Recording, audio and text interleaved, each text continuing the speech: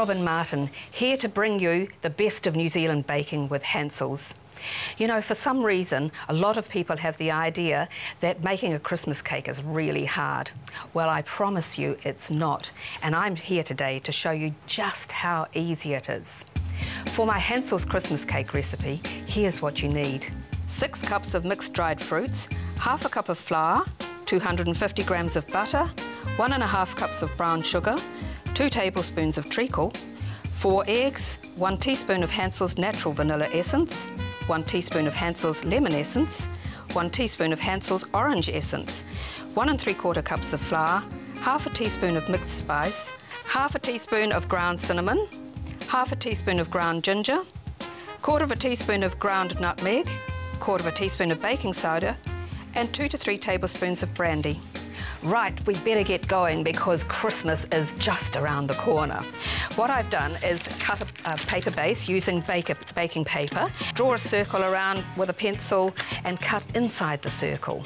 Here we go with our paper. I was taught to do this a long time ago by one of those wonderful cooks we have in New Zealand, Tui Flour. And what I've done here is folded a piece of baking paper in half lengthwise and then folded it up, and I'm cutting these pieces on an angle. This goes on the inside of the tin. My piece of paper goes in over the top of it, and bingo, I'm ready to go. It is important when you make a Christmas cake to have the paper above the sides of the tin. Now, I've said cut newspaper to about 6 centimetres above the tin. This protects the cake as it cooks because it's long, slow cooking and it can dry out. You know, there's nothing magic about making a Christmas cake. Just have the confidence to do it. I have got 6 cups of dried fruit here. That's one thing that I don't really measure because if I want my cake a bit more fruity, it's great. I'm going to toss in half a cup of flour. Now, I'm going to melt my butter and brown sugar. Brown sugar, you pack firmly into the measuring cups. I've got 2 tablespoons of treacle going in here. Treacle makes a nice dark cake. It reacts with the baking soda to make the gas that makes the light little bubbles in your cake. So we just turn that on to low. This smells delicious. It's one of those things that you really want to lick the pot. So as soon as all the ingredients are melted together, you can remove it from the heat because we need to let it cool down a wee bit. Otherwise, we'll end up with scrambled eggs when we add the eggs. I think it's a good idea often to break your eggs into a bowl before you add them to your mixture, because if you get a little bit of eggshell or there's a little bit of muck in the egg that you don't want to put into your cake, then you can get it out easily. So I've got 4 eggs here, and I'm going to add my essences, a teaspoon of each. Oh, that's a nice thick brew. That's my lemon. Vanilla, well, I just couldn't survive in my kitchen without vanilla. I love it.